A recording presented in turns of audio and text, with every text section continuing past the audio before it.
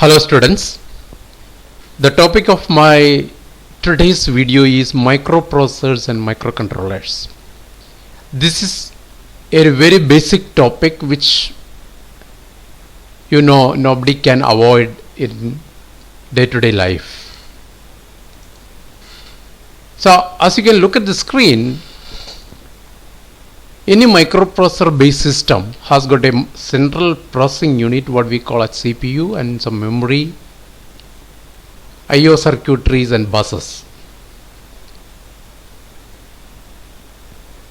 Now you can see in the screen that the microprocessor MPU consists of some clock circuitries of certain frequency and general purpose CPU and register. And the general purpose CPU, you can further see that it has got the arithmetic logic unit, register arrays and control unit. A bus is nothing but a group of wires which are running common to many chips or many parts. It's like a highway in a road. Now, microprocessor is the brains of the computer. Its job is to fetch instructions, decode them, and then execute them. Nowadays, people are talking about 8-bit microprocessors, 16-bit microprocessors, and 32-bit microprocessors. Everybody wants to go for 32-bit microprocessors. There are reasons for that. It has got its own advantages. Higher speed, etc. Now, as I said earlier, the microprocessor has the ALU, register arrays and control unit. ALU performs computing tasks, registers are used for temporary storage, and control unit is used for timing and other control functions. Microprocessor is a computing and logic device that executes binary instructions in a sequence stored in memory. Now further, any microprocessor based system, one of the most important parts of this is a memory. And memory, is a group of registers. Suppose you say that you have a 16 location or 16 element register. So as you can see on the screen, the address can go from 0 to 15. That is where it is referenced or located, and which we call the address or the pointer, and it can be expressed in binary 0 0 0 0 to 1 1 1 1, and this can be represented in 4 different wires, A0 to A3. Now in any microprocessor system there are programs and data. Both are different. Now, program is also a binary code and data is also a binary code. For example, suppose I say move immediate A 15. That means move immediate A is the instruction or the program which has got a code, and 15 is the data. Now, if you look back to the evolution of microprocessors, one can see that there are 2 models existing. One is the von Neumann model, other is the Harvard model. And von Neumann model is one of the oldest and still being used and Harvard model is the latest. Now, this is basically all about how the processor accesses the memory. Now, in Neumann model, the program memory and the data memory are in the similar location, and this is a common memory. So obviously then you need only one group of wires or bus to access them. Whereas in the Harvard model, they are split. Program memory is different and data memory is different. So you need two different buses to access them. And because of these two separate buses, it has got its own advantages, which will be discussed in the next slide. As I said, von Neumann architecture is a low performance compared to the Harvard architecture. It's a cheaper one, definitely, but still heavily used in microcontrollers and signal processing. As you know, today's microcontrollers are as powerful as olden day computers, and they use von Neumann architecture. While in Harvard architecture, it's very easy to pipeline. It has got two different memories, and definitely all these things come at a cost. And whatever we see today, the laptops, personal computers, workstations, they use Harvard architecture in their processors. So you can see in the screen, the MPU has got a system bus, nothing but a group of wires which connects to input port, output port, and the memory outside.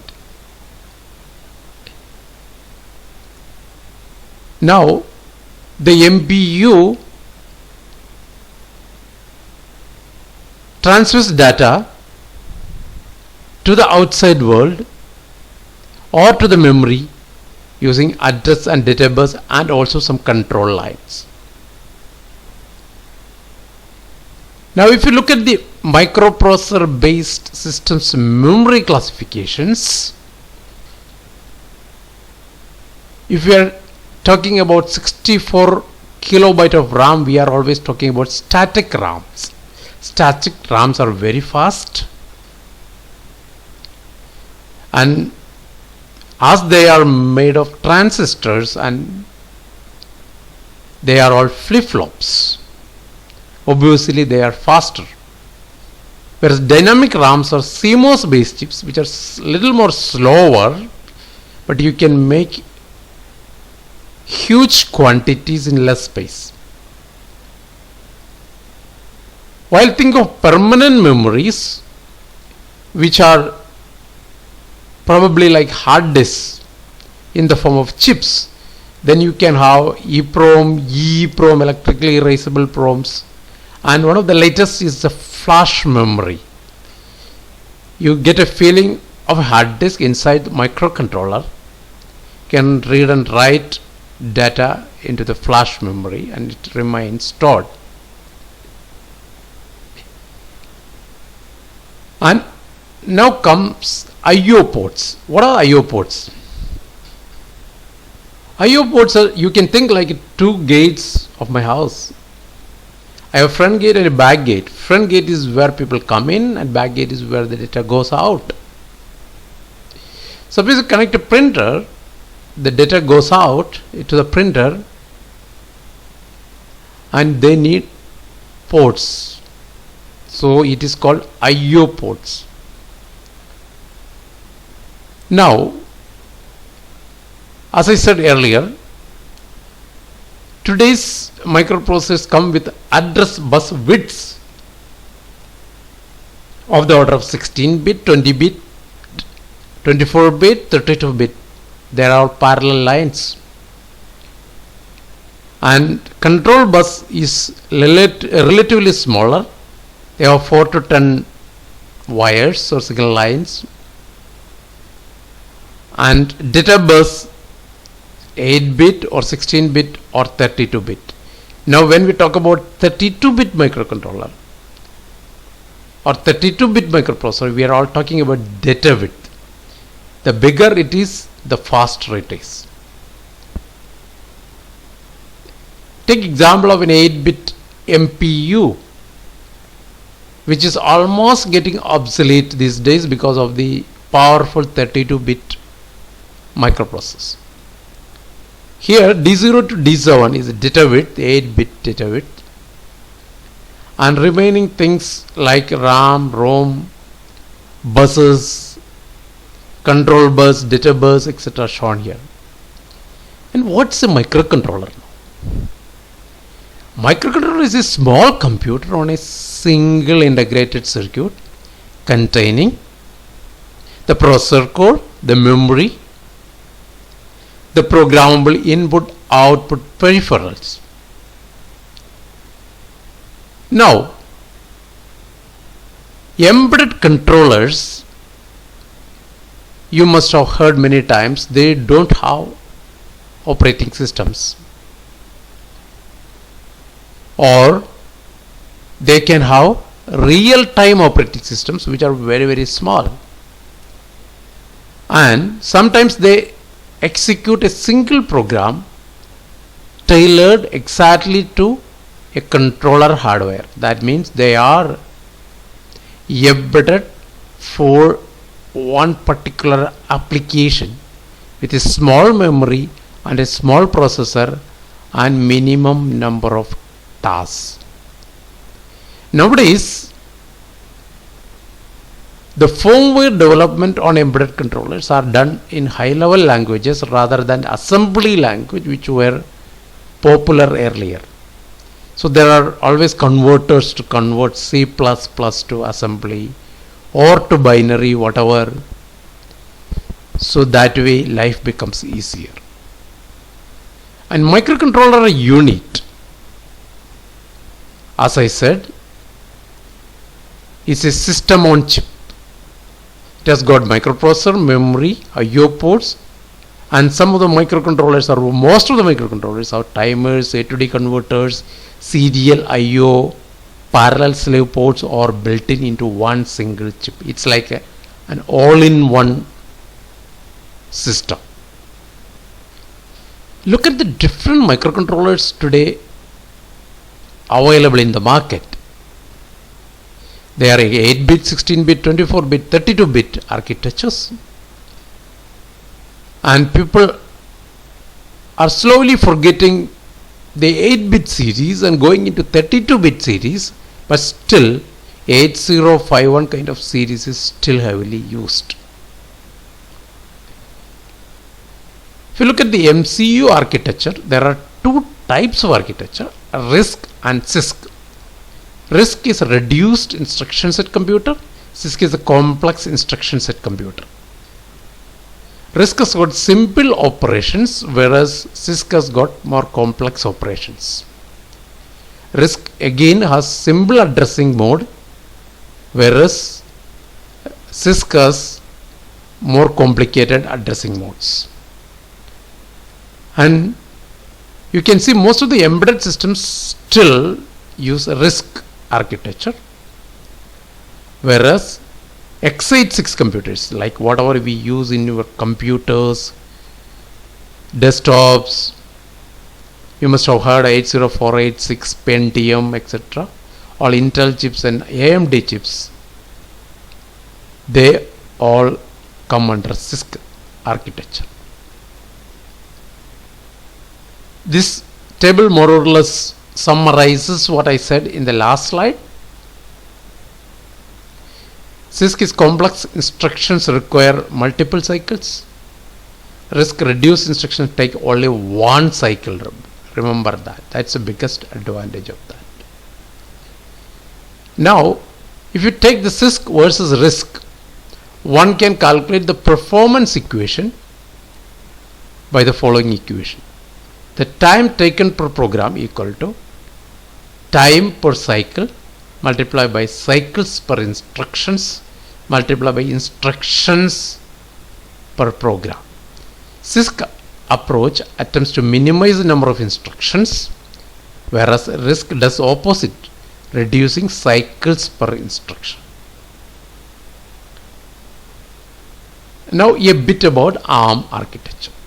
Nowadays everybody is talking about ARM microcontrollers. What is it? It's advanced RISC machine. It is a company, British Semiconductor. It's a design company that designed and licensed ARM processor cores into semiconductor manufacturers. What is a core? In olden times, when we go to buy a microprocessor, you used to get a chip. But nowadays, you can buy a core of the microcontroller. Core means it's a bundle of software which they give you. So, indirectly, it is a firmware bundle which you can modify or you can recreate and you can convert them into whatever ASIC form, application specific IC form of your interest. One of such chips which I use heavily is Cortex M3 ARM microcontrollers, which are solved from NXP. Now you see how you compare a microprocessor based system and a microcontroller based system to build a temperature measurement system. You can see that in a microprocessor on the left hand side has got so many chips outside the microprocessor other than the microprocessor, whereas the microcontroller, most of the stuff has gone into the one single chip, system on chip, and very few peripherals are outside. So design becomes easier. As I said earlier, the MBED NXP LPC 1768 microcontroller is one of the very popular microcontroller because of an online compiler, free online compiler available for programming. So it's a DIP form factor. You can connect them into the USB. It gets mapped to one of the drives, E drive or F drive. And it is a 32-bit ARM microcontroller which has got a 96 MHz clock, 512 KB of flash, etc. And if you want to read any further on all these topics, you can refer to this book. I hope this video was very useful. Thank you.